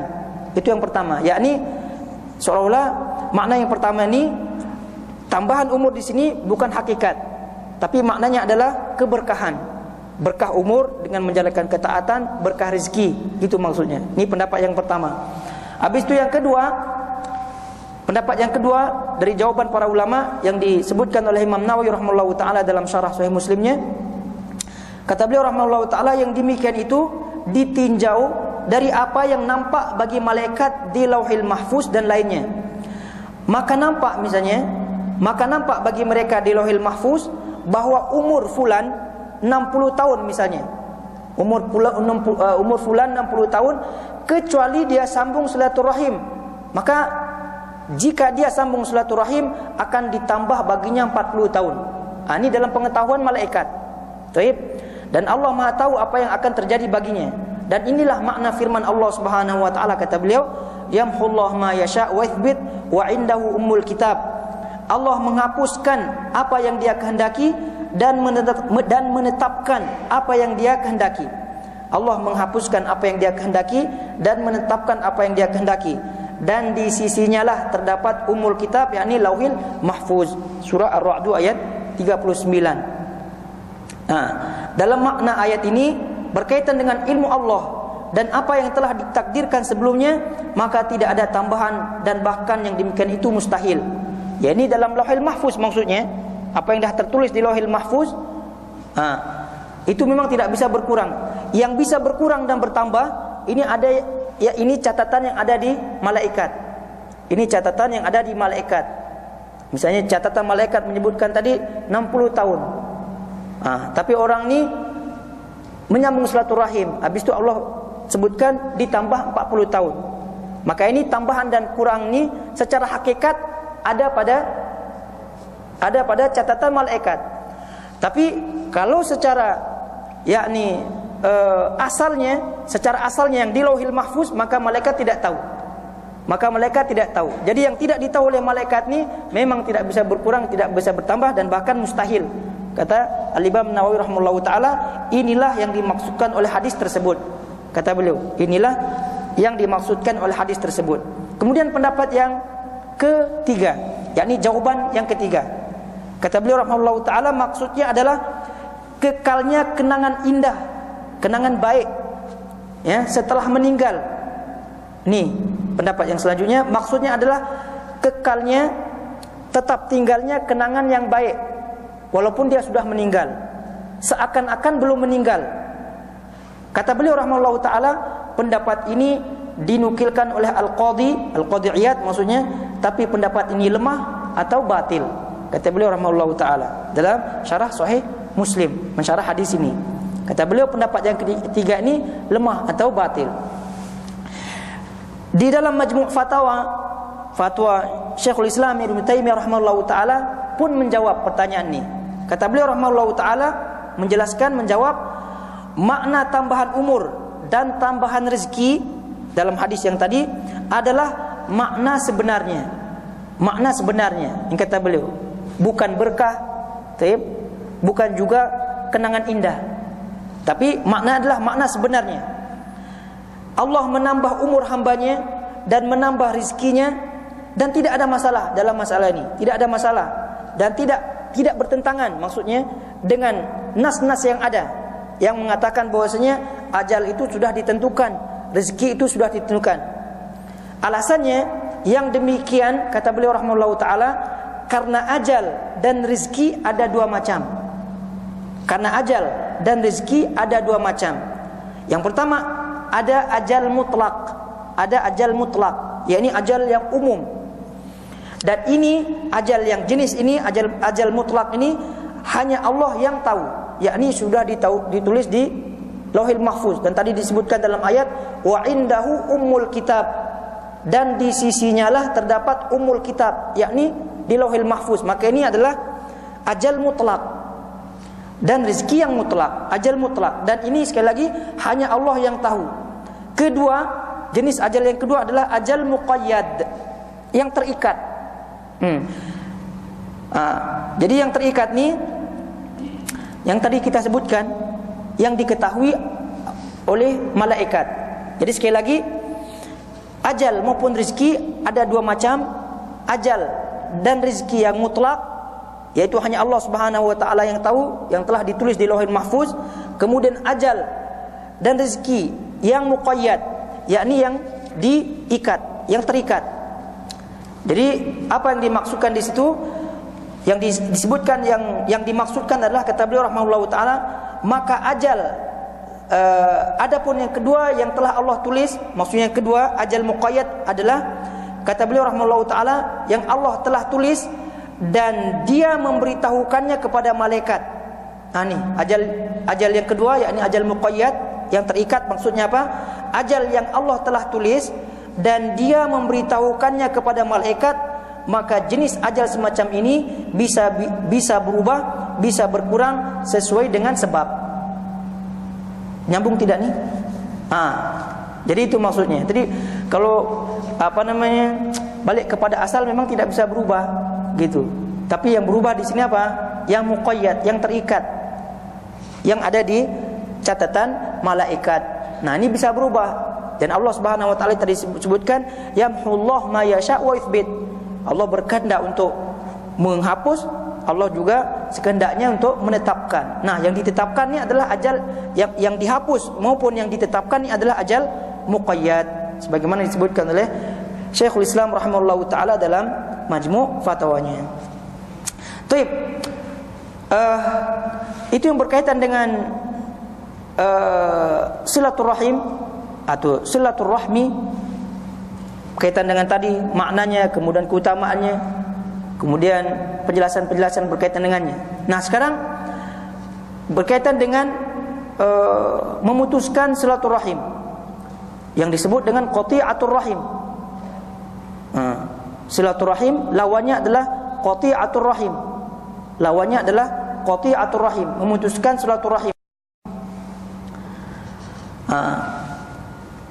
Jadi apa makna qati'atur rahim? Qati'atur rahim adalah durhakanya seseorang kepada orang yang ada kaitan rahim dengannya dan kerabat, dengan tidak berbakti dan tidak berbuat baik kepadanya. Ini yang dimaksud dengan qati'atur rahim, yakni memutuskan silaturahim. Durhakanya seseorang kepada orang yang ada kaitan rahim dengannya dan juga kerabat, dengan cara apa? Bagaimana? Dengan tidak berbakti kepada orang tuanya misalnya, tidak berbakti dan tidak berbuat baik kepadanya. Tidak berbuat baik kepadanya. Oleh sebab itu, qati'atur rahim, memutuskan tali silaturahim yang paling tinggi tingkatannya adalah uququl walidain, yakni durhaka kepada kedua orang tua. Sebagaimana halnya silaturahim yang paling tinggi tingkatannya tadi adalah birrul walidain, berbakti kepada orang tua. Kemudian Al-Qadhi Iyad rahimahullahu taala menyebutkan durhaka, kata beliau rahimahullahu taala, ini dinukilkan oleh Imam Nawawi rahimahullahu taala dalam syarah Sahih Muslim. Kata Al-Qadhi Iyad rahimahullahu taala, durhaka, al-uquq maksudnya al-uquq disebut memutuskan karena makna secara bahasa durhaka adalah membelah, syak. Makna aqun adalah syaqqun, kata beliau rahimahullahu taala, yakni membelah. Maka di sini seakan-akan dia telah memutuskan sebab yang telah tersambung, yaitu dengan membelah. Jadi disebutlah dia qati'atur rahim, memutuskan silaturahim. Adapun hukum memutuskan tali silaturahim, ini lawan hukum daripada menyambung silaturahim. Kalau menyambung silaturahim hukumnya wajib, maka memutuskan silaturahim hukumnya haram. Hukumnya haram. Dan ini ditulis babnya langsung oleh Imam Nawawi rahimahullahu taala, babu silaturahim wa tahrimu qati'atur rahim. Babu silah wa tahrim qati'atur rahim. Ini bab silaturahim dan pengharaman atau haramnya memutuskannya. Ini kata beliau rahimahullahu taala dalam memberikan bab dalam hadis-hadis Sahih Muslim. Taib. Kemudian yang berkaitan dengan qati'atur rahim ini, bagaimana atau kapan seseorang dikatakan qati', dikatakan memutuskan silaturahim ini? Ini penting juga untuk kita ketahui. Dan ini disebutkan oleh Imam As-Sun'ani rahimahullahu taala dalam kitabnya Subulus Salam. Rahimahullahu taala menyebutkan ulama berbeda pendapat bagaimana seseorang itu atau dengan apa seorang itu memutuskan silaturahim. Kata beliau rahimahullahu taala menukilkan Az-Zainul Iraqi mengatakan dengan menyakiti rahim. Dengan menyakiti rahim, ya, bentuk penyakiti apapun yang namanya menyakiti dah termasuk memutuskan, baik dengan perkataan maupun perbuatan. Intinya menyakiti, baik dengan SMS misalnya atau dengan apa, itu semua intinya menyakiti. Ini dah termasuk. Ini kata Az-Zainul Iraqi yang dinukilkan oleh Imam As-Sun'ani rahimahullahu taala. Yang lain mengatakan dengan tidak berbuat baik kepadanya, karena hadis-hadis memerintahkan untuk menyambung dan melarang dari memutuskan, dan tidak ada penengah di antara keduanya. Yakni yang pendapat yang lain mengatakan tidak berbuat baik. Tidak berbuat baik itu juga termasuk memutuskan silaturahim. Dan kata beliau rahimahullahu taala, dan menyambung silaturahim merupakan salah satu macam perbuatan ihsan sebagaimana yang telah ditafsirkan oleh beberapa ulama. Sedangkan ini kata beliau, sedangkan memutuskan adalah lawannya, yakni lawan silaturahim, yaitu meninggalkan ihsan. meninggalkan ihsan, meninggalkan berbuat baik. Adapun bahaya dan ancaman bagi pemutus tali silaturahim ini banyak sekali, dan bisa kita lihat juga, kita dapatkan dari hadis-hadis yang mengungkapkan faedahnya. Karena ada sebagian hadis yang mengungkapkan sekaligus, mengungkapkan faedahnya juga mengungkapkan yakni ancamannya, bahayanya. Dengan ringkas kita sebutkan, yang pertama hubungannya dengan Allah terputus. Tadi kita sebutkan kalau yang menyambung silaturahim hubungannya dengan Allah nyambung. Nah, ini kalau yang memutuskan terputus. Terus memasukkannya ke dalam neraka dan terjauh dari surga. Kalau tadi silaturahim tadi penyebab utama masuk surga, nah sekarang ini giliran memutuskan silaturahim penyebab utama juga masuk neraka. Terus selanjutnya ya tentunya menyelisihi perintah Allah Subhanahu wa taala. Kalau dah menyelisihi perintah Allah Subhanahu wa taala, dah tunggu sanksi dari Allah Subhanahu wa taala. Selanjutnya termasuk perbuatan yang paling dibenci oleh Allah Subhanahu wa taala. Termasuk perbuatan yang paling dibenci oleh Allah. Terus selanjutnya rezeki dan umurnya berkurang. Kalau yang menyambung silaturahim rezeki dan umurnya bertambah, nah ini kebalikannya berkurang. Kemudian besar kemungkinan meninggal dalam keadaan buruk, yakni su'ul khotimah. Kalau tadi yang menyambung silaturahim kemungkinan dia akan terjauh daripada su'ul khotimah, tapi giliran yang memutuskan tali silaturahim maka berhati-hati. Kemudian menjadi penyebab kerusakan di muka bumi. Tadi dah kita sebutkan isyarat tafsir Ibnu Katsir rahimahullahu taala. Terus Allah tidak menerima amalannya. Allah tidak menerima amalannya. Dan disebutkan oleh Nabi alaihi salatu wasallam, setiap Senin dan Kamis itu naik amalan, kecuali amalan orang yang memutuskan tali silaturahim. Dia tidak naik, tidak diterima sampai dia menyambung kembali silaturahimnya. Kemudian balasan akan dipercepat oleh Allah Subhanahu wa taala. Sanksinya, siksaannya, balasannya dipercepat oleh Allah Subhanahu wa taala. Dalam hadis Nabi alaihi wasallam yang diriwayatkan oleh Imam Tirmidzi rahimahullahu taala dan lain-lain, Nabi SAW bersabda, tidak ada dosa yang Allah lebih mempercepat siksaan kepada pelakunya di dunia serta yang tersimpan untuknya di akhirat selain perbuatan zalim dan memutuskan tali silaturahim. Ini hadis Nabi alaihi wasallam yang menunjukkan dipercepatnya balasan orang yang memutuskan tali silaturahim, dan juga disimpannya sanksi tersebut, siksaan tersebut nanti di akhirat. Taib. Jadi intinya bentuk-bentuk tidak menyambung silaturahim atau memutuskan tali silaturahim tadi kita isyaratkan. Kalau tidak kita sebutkan ini banyak di makalah yang kita bagikan. Taib. Selanjutnya sebab-sebab tidak menyambung tali silaturahim. Sebab-sebab tidak menyambung tali silaturahim atau sebab terputusnya, sebab-sebab memutuskan tali silaturahim. Yang pertama, tidak mengetahui keutamaan silaturahim dan jahil terhadap sanksi yang diberikan Allah kepada yang memutuskannya.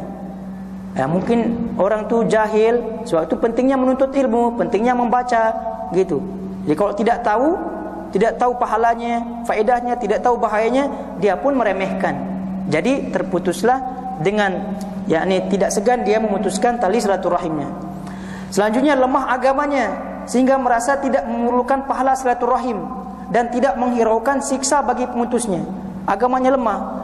Dia tahu ada ilmu tapi lemah, imannya lemah, agamanya lemah, habis itu dia merasa tidaklah memerlukan pahala tersebut. Habis itu sombong. Terus yang kedua, yang selanjutnya mengikuti perilaku kedua orang tua, taklid kepada orang tuanya. Ya mungkin orang tuanya ni jahil, habis itu sebagainya, plus ada masalah dengan keluarganya. Jadi tidak pernah si orang tua ziarah kepada keluarganya. Jadi si anak ni pun ikut. Lama tidak ziarah, bahkan si anak karena orang tuanya tidak pernah mengenalkan, jadi si anak pun tidak tahu. Ini pun salah satu sebabnya. Sebab itu misalnya kalau naudzubillah, misalnya kalau ada orang tua kita ada clash dengan keluarganya, ya kita diam-diam cari tahu gitu. Jangan taklid buta. Taib. Selanjutnya perpisahan yang lama. Lama berpisah, mungkin kita nih di Qatar jauh setahun, baru ini Ini penyebabnya. Kenapa disebut penyebabnya? Karena mungkin ada orang yang segan gitu, malas gitu. Liburan nih kita kan pergi ke sini gitu. Mana ada kesempatan untuk silaturahim gitu. Jadi padahal kalau dia tahu keutamaannya, cuti yang paling pertama dia pikirkan mana rahim-rahimnya yang akan dia sambung gitu. Bukan pikirannya mana nih restoran gitu atau atau tempat yang lain. Tidak. Jadi yang kalau udah paham nih kalau dia paham, kita semua sekarang paham nih, cuti yang paling pertama nih cek rumah-rumah mana satu nih. Gitu. Bukan istilahnya. Taib. Selanjutnya mendapatkan teguran keras dari kerabat ketika ziarah. Maknanya orang nih mungkin kurang kuat gitu, tidak sabar. Jadi kerabatnya pun banyak omong gitu. Biasa bilang baru datang, udah lama enggak datang gitu. Baru sekedar teguran semacam itu dia dah malu. Jadi lain kali janganlah. Habis itu kapan dia silaturahim nanti? Tunggu lebaran. Karena kalau lebaran kan biasanya ramai-ramai. Jadi kan kalau ditegur pun enggak inilah. Tapi kalau ziarah khusus gitu, biasanya banyak omong dia katanya. Ini pun menyebabkan qati'atur rahim. Terus adanya sifat kikir dan pelit. Ini juga penyebab. Sifat kikir dan pelit. Kalau dia nanti nyambung silaturahim, jadi pasti nih orang minta gitu. Gitu. Jadi takut diminta, jadi udah dasarnya kikir, pelit. Jadi kemungkinannya orang akan tidak segan-segan memutuskan tali silaturahim. Atau tidak ingin kerabatnya mengetahui jumlah hartanya. Sebab itu dia tidak berzakat ke keluarganya. Nanti dia bilang, nanti kalau saya kasih zakat, nanti dia kalkulasi tahu dah ini tabungan saya gitu. Ini juga termasuk bagian daripada sebab-sebab. Jadi hilangkan rasa itu semua, hadirkan faedah-faedahnya, keutamaannya, terus mau tahu atau mau tidak terserah gitu. Terserah, yang penting kita dapat pahala. Terus selanjutnya terlalu sibuk dengan dunia, pekerjaan gitu, shutdown misalnya. Shutdown. Habis shutdown dah. Sudah silaturahim tak? Shutdown Ustaz gitu. Habis besok shutdown lagi. Gitu. Hatta SMS pun shutdown.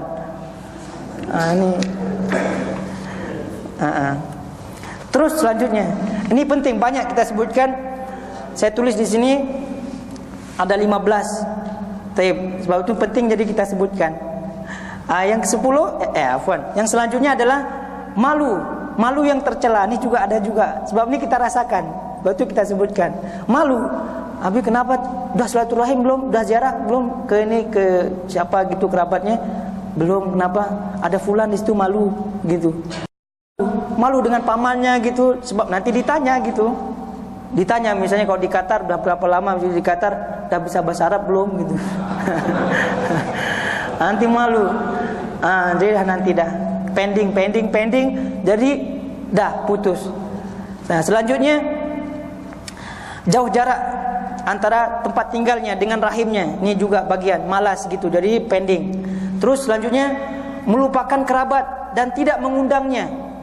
Tidak mengundang mereka pada acara-acara. Ini pun jadi ini wajar, orang sensitif gitu. Kalau orang lain diundang, dia tidak diundang. Jadi dia merasa diremehkan, direndahkan, dah khalas. Dia pun kalau ada acara tidak diundang, tidak mengundang dia. Dah ujung-ujungnya saling tabaghut. Saling ada masalah, clash dan lain sebagainya. Taib. Selanjutnya tadi kita sebutkan sensitif. Kurangnya kesabaran, cepat tersinggung. Ini juga bagian daripada sebabnya. Karena kalau orang itu cepat tersinggung, tidak semua orang itu bisa menjaga lisannya, atau tidak semua orang itu bisa mengetahui apa yang dia tidak suka, apa yang dia suka dari kata-kata. Kan demikian. Jadi jangan cepat tersinggung. Terus selanjutnya buruk sangka. Ini juga bagian sebab-sebabnya. Buruk sangka, dah jelas maknanya buruk sangka. Jadi misalnya dia minta bantuan kepada keluarganya gitu. Habis itu keluarganya ini karena berbagai sebab tidak memberikan bantuan, dah buruk sangka dah. Ya Allah, baru berapa ribu gitu, atau berapa ratus gitu rupiah gitu maksudnya. baru berapa rupiah atau berapa real, 1.000 real misalnya diminta, susahnya dikasih gitu. Dah buruk sangka dah. Dan lain kali dah enggak di situ lagi. Ini dah termasuk bagian. Padahal dicek dulu gitu. Mungkin ada sebab-sebabnya. Atau hatta misalnya memang dia pelit, tetap tadi yang utama adalah wasil, yakni orang yang menyambung. Terus yang terakhir kita sebutkan pengaruh buruk dari istri. Nih apa nih, ikatan suami takut istri. Jadi pengaruh buruk dari istri. Karena ada sebagian wanita, karena tidak suka kepada keluarga suaminya, dia berusaha mempengaruhi suaminya untuk tidak silaturahim dan tidak ziarah kepada keluarganya. Ada tidak macam ni? Ada nih, banyak nih macam ni. Sebab tu hati-hati dicek nih. Kalau ada gelagat ciri-ciri sinyal gitu, istrinya ada macam ni, segera cut dia. Segera putuskan, bukan putus lamanya, maksudnya putuskan virus-virus yang semacam itu. Oleh karenanya tidak sedikit di antara suami yang bermusuhan dengan kedua orang tuanya gara-gara istri yang buruk nih. Atau adik dan kakaknya cemburu dan sebagainya. Kalau dikasih hadiah, maknya dikasih hadiah, dia dah masam. Adiknya dikasih hadiah, masam. Jadi misal balik cuti, misalnya cuti ke Indonesia, dah dari sekarang misalnya dah beli hadiah-hadiah. Bilang untuk siapa gitu. Untuk tanya lagi. Ini dah mulai semacam ini pengaruh buruk. Jadi sebab itu pengaruh-pengaruh buruk semacam ini usahakan deteksi, ya, diri kita masing-masing deteksi. Kalau ada segera hubungi dokter gitu. Maksudnya segera perbaiki diri agar terhindar dari itu semua. Yang terakhir yang kita sebutkan adalah kiat-kiat terjalinnya silaturahim. Di awal tadi termasuk adab yang tadi kita sebutkan, sudah kita sebutkan. Yang pertama, mengetahui apa yang Allah siapkan bagi mereka yang menyambung tali silaturahim dan siksaan kepada pemutusnya. Mengetahui firman Allah, hadis Nabi, keterangan para ulama, sehingga memang kita tahu pasti, dan dengan modal itu kita menyambung tali silaturahim. Kemudian yang kedua, mengetahui nasab keturunan. Tadi kita sebutkan hadis Nabi SAW menganjurkan untuk mengetahui nasab. Kemudian mengajarkan anak dan istri. Ini penting. Kepentingan dan keutamaan silaturahim. Mengajarkan mereka. Tidak cukup dengan itu, membawa mereka ziarah dan silaturahim. Gitu juga. Jadi biar sekali dah marah-marah sekali. Gitu. Jadi ajarkan dia dalil-dalilnya, anjuran-anjuran dari Islam. Habis itu bawa mereka, bawa anak-anak, kemudian bawa istri. Jangan seorang gitu, jangan sendiri. Ini juga sebab tanggung jawab seorang suami kepada anak dan istrinya untuk mengajarkan kebaikan. Jadi jangan cuti misalnya habis dia sendiri pergi. Ini juga kurang tepat. Agar mereka terbiasa serta mengenali keluarga dan kerabat mereka. Gitu maksudnya. Terus berlapang dada. Kemudian salah satu yang disebutkan adalah mempercepat pembagian warisan. Ini penting juga. Ini karena harta ini tidak sedikit. Silaturahim terputus gara-gara harta, terutama ketika ada warisan. Sebab itu segera bagi warisannya, ya, agar jangan sampai berlarut-larut jadi timbul masalah-masalah. Terus yang selanjutnya mengadakan perkumpulan rutin untuk mempererat hubungan rahim. Jadi kalau bisa ada kumpulan-kumpulan gitu, pertemuan-pertemuan, ya tentu pertemuan yang sesuai dengan syariat. Jangan pula pertemuan habis itu disertai kenduri, pertemuan disertai tahlil. Ini kan mencampur hak dengan batil nih. Terus selanjutnya menerima segala kekurangan keluarga serta berkasih sayang, lemah lembut kepadanya gitu. Semacam tadi udah kita terima kekurangannya, ya kita bantu mereka, jangan takut diminta gitu. Jangan takut diminta, habis itu jangan takut dicek gitu berapa tabungannya. Jadi itu yang kita bisa sampaikan. Mudah-mudahan ini ada manfaat untuk diri saya pribadi dan diri antum semua dan semua yang mendengarnya, agar kita selalu menjalin silaturahim, dan juga agar Allah Subhanahu wa taala menjaga keluarga kita dari terputusnya tali silaturahim mereka.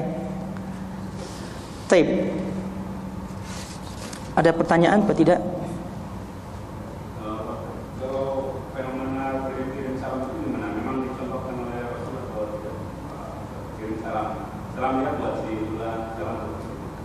Ya, itu bagian daripada, salah satu bagian daripada menyambung tali silaturahim. Kirim salam ini menunjukkan ada sambungan hubungan. Tapi apakah tingkatannya bagaimana? Ya tentu dicek. Kalau orang tuh misalnya rahimnya, keluarganya memerlukan bantuan, memerlukan bantuan, misalnya kebetulan dia ada utang atau dia sakit, memerlukan bantuan dana, maka di sini yang dikirim uang, bukan dikirim salam. Gitu maksudnya. Yang dikirim uang, bukan salam yang dikirim. Kecuali yang dikirim salam nama orang, kebetulan dia sebagai dokter, kalau dia sakit misalnya. Jadi intinya ditengok keperluannya gitu. Contoh misalnya juga ada paman, ada saudaranya gitu. Ada paman, ada saudaranya. Saudara kandungnya misalnya. Saudara kandungnya nih kaya gitu. Pamannya miskin. Gimana cara sambung silaturahim yang tepat?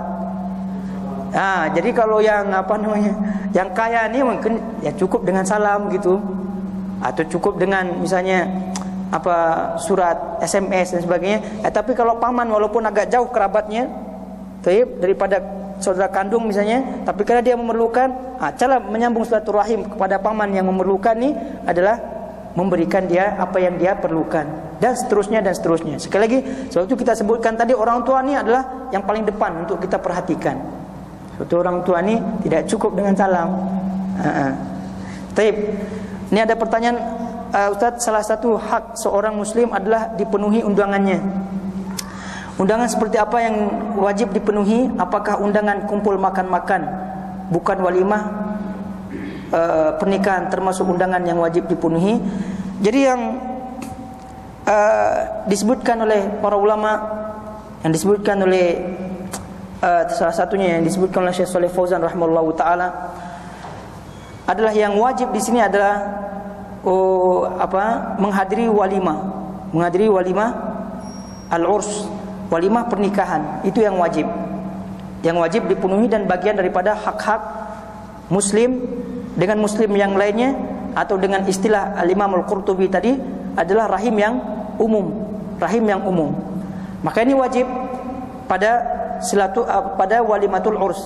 Tapi dilihat keadaannya. Kalau di walimah tersebut ada maksiat, maka gugur kewajibannya, karena maksiat ada di situ. Musik lah, atau campur baur laki wanita di situ misalnya, maka gugur kewajibannya.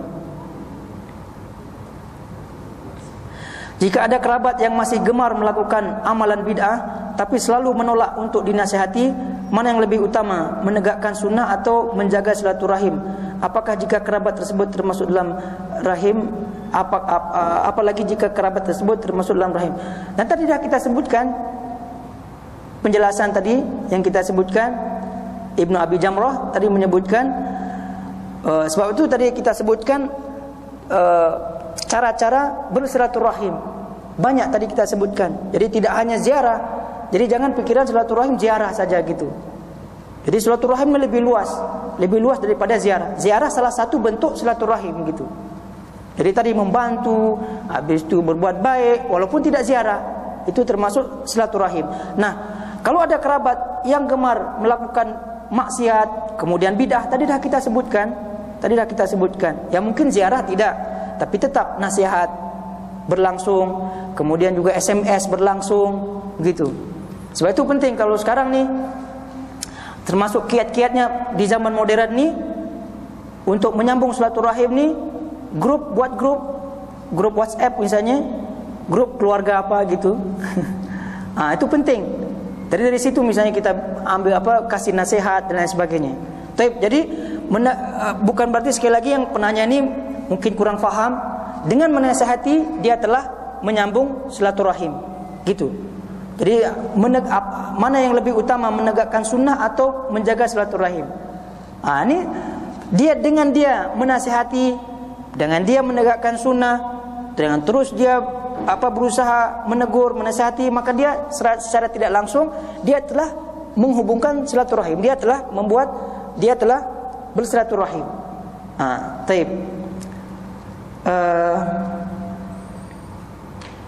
Bagaimana tanggapan Ustaz tentang kelompok tertentu yang khuruj dengan alasan silaturahim? Apakah mereka Apa nih? Khuruj alasan silaturahim. Bagaimana maksudnya khuruj alasan silaturahim? Jadi semestinya niatnya ikhlas lah gitu. Silaturahim. Jadi kalau khuruj, macam kalau misalnya khuruj yang dimaksudkan seperti kelompok-kelompok yang ada misalnya sekarang ni yang kita ketahui, maka khuruj semacam itu tentu ijtihad mereka, dan ini tidak istilah khuruj yang semacam itu mereka buat-buat sendiri. Tapi mereka buat-buat sendiri istilah semacam itu. Tapi dengan alasan silaturahim, ya yang diterima silaturahimnya. Dan juga kemudian kalau dia ada dakwah di situ, maka ya diharapkan Allah Taala akan mendapatkan pahala. Bagaimana pula hubungan anak dengan ibu susuannya? Begitu juga ibu susuannya. Ini termasuk salah satu yang diutamakan, termasuk rahim, walaupun bukan rahim asal yang tadi kita sebutkan, tapi dia juga memiliki keutamaan dan harus diutamakan melebihi rahim yang umum. Apakah saudara kita yang murtad masih perlu terjaga silaturahim dengannya? Ya, caranya mendoakan dia agar mendapatkan hidayah. Itu cara berhubungan silaturahim dengan orang yang murtad atau orang yang kafir. Tadi yang seperti yang kita sebutkan. Apakah bibi, paman termasuk rahim asal? Tidak. Tadi kita sebutkan rahim asal adalah bapak ke atas, baru setelahnya cabang, yakni anak ke bawah. Nah, apabila ada kerabat yang murtad kafir, apakah masih wajib bagi kita untuk tetap membina silaturahim dengannya? Caranya tadi adalah mendoakan. Adapun untuk ziarah, kemudian juga berbaur dengan mereka, maka ini dilihat. Kalau sekira ada kesempatan untuk kita yakni menasihati di situ, silahkan. Tapi kalau tidak ada, maka al-wala dan bara diterapkan di situ. Yakni loyal kepada loyal kepada kaum muslimin, kemudian benci kepada kaum kufar. Itu tetap prinsip dan akidah Ahlus Sunnah wal Jamaah. Al-bughdhu fillah, benci karena Allah, wal hubbu fillah, cinta karena Allah Subhanahu wa taala, dimanapun kita berada, dengan siapapun, baik itu kerabat maupun tidak, itu tetap dijalankan.